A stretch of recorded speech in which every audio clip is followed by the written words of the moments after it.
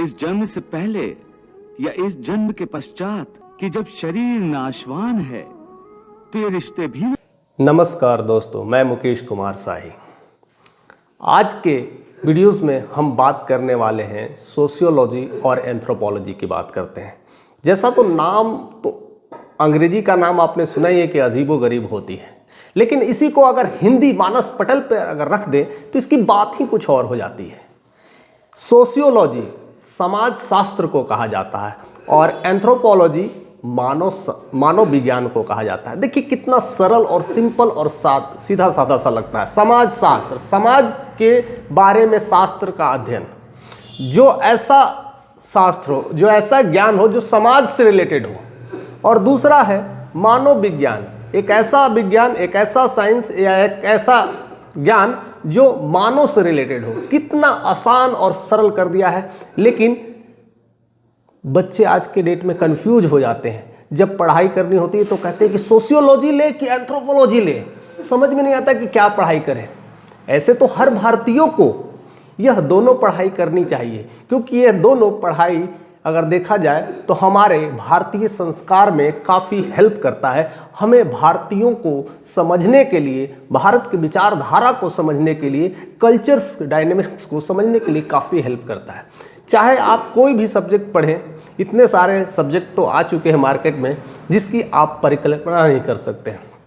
हम तो अपने वेद शास्त्र ग्रंथ तो भूल ही चुके हैं, लेकिन आज भी हमारे इस शिक्षा जगत में ऐसे सब्जेक्ट आज भी बचे हुए हैं जिसे हमें ज़रूर पढ़ना चाहिए, और वो है समाज शास्त्र और मानव विज्ञान।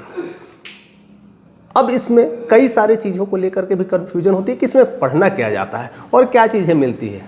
इस पहलुओं को अगर हम गहराई तक जाते हैं तो हमें समझ में आता है कि यह सिर्फ शिक्षा ही नहीं है, इंसान की व्यक्तिगत नॉलेज है जो हमारे दिनचर्या में इस्तेमाल किए जाते हैं। ह्यूमन बिहेवियर, जिसको मानव विज्ञान कहा जाता है, यानी मानव के बारे में जानना।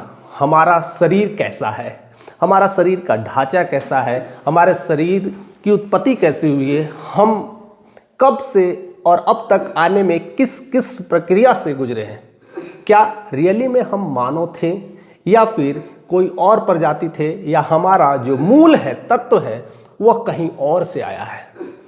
तो अगर हम साइंस के हिसाब से पढ़ते हैं तो हम एक बंदर प्रजाति के हैं, और बंदर प्रजाति को ढलते ढलते ढलते एक ह्यूमन प्रजाति ने जन्म ले लिया है। इसके कई सारे तथ्य को बनाया गया है, कई सारे तथ्य को तैयार किया गया है, लेकिन जैसे ही भारतीय अर्थशास्त्रों की तरफ से आप कुरेदने लगते हैं, उसे जानने की कोशिश करने लगते हैं कि मानव विज्ञान क्या है, तो हमें अपनी उत्पत्ति का बोध होता है कि हम अलग अलग नहीं है, हम बंदर जाति से नहीं आए हैं, हम ईश्वर के ही प्रारूप हैं, ईश्वर के ही अंश हैं, और इसी के सारे प्रारूप से तैयार हुए हैं, जो कि हमें जानना और समझना है। यानी भारत की जो शिक्षा है आपको अध्यात्म की तरफ ले जाती है, और स्वामी विवेकानंद जी ने ये बात बिल्कुल कह दिया है कि भारत की जो शिक्षा है पूरी तरह से अध्यात्म है, और यही अब फिर से लाने की ज़रूरत है। जो कि पहले अगर देखा जाए तो देश दुनिया से लोग भारत में वो शिक्षा ग्रहण करते थे और अपनी पूरी शिक्षा को अपने देश में, अपने कल्चर में उतारते थे, जिससे उनकी संस्कृति बनी रहती थी। आज भारत ऐसी संकट में आ गया है कि हर भारतीय को यही तक नहीं पता है कि उसे पढ़ना क्या है, उसे किस तरह का ज्ञान लेना है, जो वो स्टडी कर रहे हैं वो क्या भारतीय है कि नहीं है। हालांकि आज की जितनी भी स्टडी है वो हम पूरी तरह से यूरोपियंस की स्टडी पढ़ रहे हैं, मैकॉले शिक्षा पद्धति को पढ़ रहे हैं, हम अपनी ही संस्कृति को खो चुके हैं।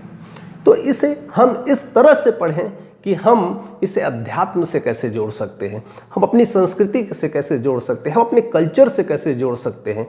तो ह्यूमन बिहेवियर का एक साइंस है और एक पूरा अध्यात्म भी है। हम इसके को रिलेशंस को समझने के लिए इस बुक को, या कह सकते हैं इस सब्जेक्ट को, हर भारतीय को जानना चाहिए। हालांकि ये आज के दौर में पूरी तरह से यूरोपियंस हो चुका है, लेकिन कैसे उसे हम एक भारतीय के रूप में कैसे स्टडी करें और कैसे समझें, यह प्रारूप जैसे जैसे आप गहराई में जाएंगे वैसे वैसे समझ में आएगा। दूसरा जो प्रारूप है जो है समाज शास्त्र को लेकर के। समाज शास्त्र एक ऐसा प्रारूप है कि कि हो रहे समाज में किस तरह की चीज़ें चल रही है। हम समाज में और क्या क्या चीज़ें प्रकट करते हैं जिसमें जाति का वर्णों का आ गया है, पूरी तरह से फंक्शनल होता गया है। हम पहले जो रहते थे घर मकान, यानी हिस्ट्री की तरफ नहीं जा रहे, अब हम कैसे मकान में रह सकते हैं, एक स्ट्रक्चर तैयार किया जा रहा है, एक आईटी तैयार किया जाता है जिसे इंफॉर्मेशन टेक्नोलॉजी कहा जाता है। आज के मॉडर्नाइजेशंस की तरफ हम बढ़ रहे हैं, वो कि हमें समाज शास्त्र सिखाता है कि कैसे हमें अर्थोत्पादन करना है, कैसे हम अपनी संस्कृति और कल्चर को एक नए प्रारूप में ले जा रहे हैं, जो कि अगर सही तरीके से देखा जाए तो पूरी तरह से पश्चिमीकरण है, या पूरी तरह से अगर देखा जाए तो यूरोपियंस की तरफ ढल रहे हैं। लेकिन इसे भी एक अच्छे से पूरी तरह से भारतीयों के हिसाब से अगर उसे पूरी निष्कर्ष के साथ निकाला जाए तो हमें भी इसमें भी बहुत सारी चीज़ें सीखने को मिलेगा कि समाज का हमारा कल्चर कैसा था। हमारे पूरे भारत में इतने सारे राज्य को अलग अलग टुकड़ों में बांटा गया है। वहाँ का कल्चर क्या है, बिहार का कल्चर क्या है, पंजाब का कल्चर क्या है, हरियाणा का कल्चर क्या है, और ऐसे कई सारे राज्यों के कई अलग अलग कल्चर हैं, कई अलग अलग स्वाद हैं, कई अलग अलग भाषाएं हैं, और कई अलग अलग रहने के तौर तरीके हैं। ये सब कुछ हम भारतीयों में समाहित है। लेकिन कहीं ना कहीं अगर देखा जाए तो हर भारतीयों को यह पता होता था कि हमारी दिनचर्या कैसी होगी, हमारा जीवन शैली कैसा होगा, हमारा उठना सोना, हमारा व्यवहार, हमारा खान पान कैसे होगा। हमें आज तो इस बात का भी मालूम नहीं है कि हम क्या ले और क्या ना ले, क्योंकि हम सोशल मीडिया, आज जो समाज शास्त्र की बात कर रहे हैं, आज समाज शास्त्र ने पूरी तरह से डिजिटल मोड़ ले लिया है, और हम डिजिटल मीडिया से ऐसे घिर चुके हैं कि हमें अपने खाने का भी रूटीन डिजिटल मीडिया से पूछना पड़ता है। और डिजिटल मीडिया आपको ऐसे ऐसे एग्जाम्पल देते हैं जिससे हम और फंसते चले जाते हैं। इसका सबसे बड़ा एग्जाम्पल हम इस तरह से समझने की कोशिश करते हैं। अगर आप बिहार से हैं, बिहार का वेदर और मौसम को समझ लीजिए कि आप कैसा है। उसके परिवेश के हिसाब से आपका रहन सहन ढहन सब कुछ होना चाहिए, उसके हिसाब से आपके लिबास भी होने चाहिए, उसके हिसाब से आपके खान पान होने चाहिए, जो कि प्राकृतिक के हिसाब से आपके बॉडी को चाहिए होता है।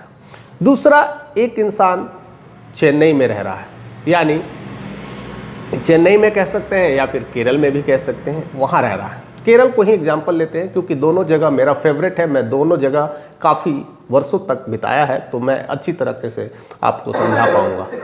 यही आप केरल में रहते हैं तो केरल में 3 से 4 महीने लगातार बारिश होती है, कभी वहाँ ठंड नहीं पड़ती है, और पूरा वेदर बिल्कुल अलग होता है, आपको ठंडी कपड़े की कभी ज़रूरत नहीं पड़ती है। अब वहाँ पर का जो भोजन का जो स्टाइल है और यहाँ का भोजन का स्टाइल है बिल्कुल अलग है, प्रारूप अलग है। अब देखिए कि क्या क्या प्रॉब्लम्स होती है एक इंसान को जब हम समाज शास्त्र के टेक्नोलॉजी से घिर जाते हैं, जब हम ऐसे व्यापक दुनिया से घिर जाते हैं जिसकी हमें ज़रूरत ही नहीं। अब वहाँ पर वो, अगर हम चेन्नई में देखते हैं कि एक लड़का है जो काफ़ी उत्साहित है, काफ़ी स्ट्रॉन्ग है और काफ़ी मजबूत है और काफ़ी तरह का डायनेमिक्स को करता है, तो हमारे अंदर एक बिहार में छुपा इंसान भी यह चीज़ को सोचता है कि मैं भी क्यों नहीं कर सकता, मेरे अंदर वो सारी चीज़ें क्यों नहीं आएंगे, और मैं भी ऐसे कपड़े क्यों नहीं पहन सकता हूँ कि जो ऐसे कपड़े कर करके स्टंट कर रहा है, ऐसे कलाकारी का ऐसा मार्शल आर्ट्स कर रहा है, मैं क्यों नहीं कर सकता। बिल्कुल आप कर सकते हैं, लेकिन अगर यहाँ पर आप शीतकालीन चल रहा है तो यहाँ पर आप उस तरह से कपड़े पहन कर करके अपने आप को नहीं दिखा सकते हैं, क्योंकि आपको ठंड लग सकती है। तो हम हमारे अंदर ये समझ होनी चाहिए, हमारे अंदर ये क्लैरिटी होनी चाहिए कि जो हम कर रहे हैं उसका और जो वहाँ हो रहा है उसका ज्ञान हमें होना चाहिए, और वही ज्ञान हमें समाज शास्त्र और मानव विज्ञान से मिलता है। हम इस तरह से अध्ययन करें जिससे उसका प्रारूप हमारे हृदय में प्रवेश करे, और फिर वही दिनचर्या हो जिससे हमारे जीवन की शैली और आधारभूत एक अलग तैयार होती है। लेकिन जिस तरह से आज के डेटा सेक्टर में लोगों के माइंड में जो घुस चुका है कि पढ़ना क्या है, क्यों पढ़ना है और किस तरह का पढ़ना है, आजकल तो पढ़ाई सिर्फ नौकरी का एक विषय बन चुका है, जो कभी भी भारतीयों की परंपरा नहीं रही है। कोई भी भारतीय नौकरी नहीं करता है, क्योंकि नौकरी यह पद्धति कहीं ना कहीं यह यूरोपियन से ही डेवलप हुई है और हम उसके ही धीरे धीरे गुलाम होते चले गए हैं। उसका कई सारे एग्जाम्पल और प्रारूप आपको किसी तरह किसी माध्यम से सुनने और जानने और पढ़ने को मिल चुका होगा। लेकिन अब क्या आ रही है कि आज का सिलेबस में भी हम लोग तैयार कर रहे हैं। अगर किसी को पीएससी करना है तो हमें सोफिस्टिकेटेड तरीके से सोचते हैं, ये पढ़ेंगे तो हमारे लिए कौन सा होगा, मैंने क्या चीज़ पढ़ा तो क्या चीज़ आएगा, वो चीज़ें अलग है।